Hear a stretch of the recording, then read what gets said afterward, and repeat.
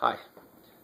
Right below is a video of my mother and my mom's sister, my aunt, in a conversation that took place what seems like just barely yesterday. It was about a year ago.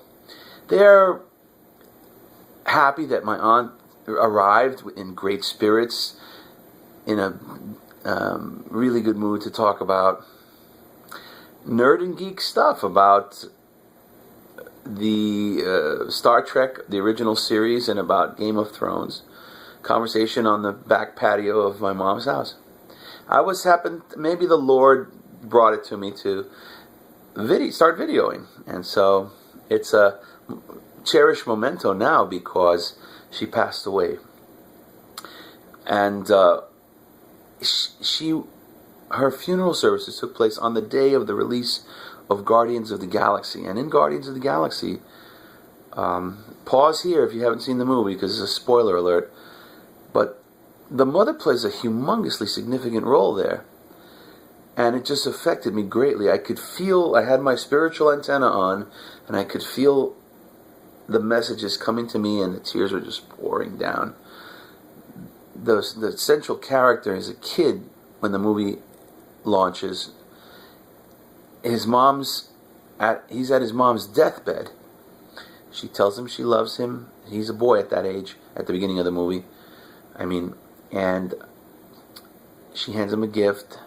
Later in the film, at the climax of the film, she appears to help her son overcome the bad guy, the villain. Now, many of you know, we've always used superhero analogy to contend as if we're the royal lineage battling evil, which is of another, perhaps, fallen royal lineage, such as is the case with the fallen angels, and we use the imagery to great effect. As you can see behind me, giant poster of the angel character from the X-Men taking a stand. I use that again and again and again with different brothers when I have fellowships, etc. This is no different.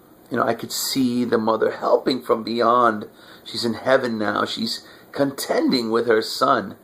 It was just a glorious moment in the film. And I wanted to introduce this section, which is dedicated to sci-fi and all those things, and encourage that you put your helmets on, as it were, and attenuate and adjust your antenna so that you can pick up on things in movies, etc., when the moment comes. Somebody brought to my attention this month the Space Trilogy by C.S. Lewis, also Bible commentaries by Isaac Asimov came to my attention. In all, this has been a very saturated month for sci-fi in our family. I wanted to share some thoughts with you on this. I've mentioned it at the onset, at the first section of this month, because it may well be that sin is just limited to this world and not to the other parts of creation that the Lord created. It may be contained in this world, and that's why there's been discussion that when prayers have been lifted up and offered in outer space, that there has not been any interference, because there is no interference to run. And we bless you, and I hope that you are contributing, forwarding these along, talking to others, using contemporary analogies that are offered in comic books and sci-fi and the movies to get a point across for the greater good. Much love.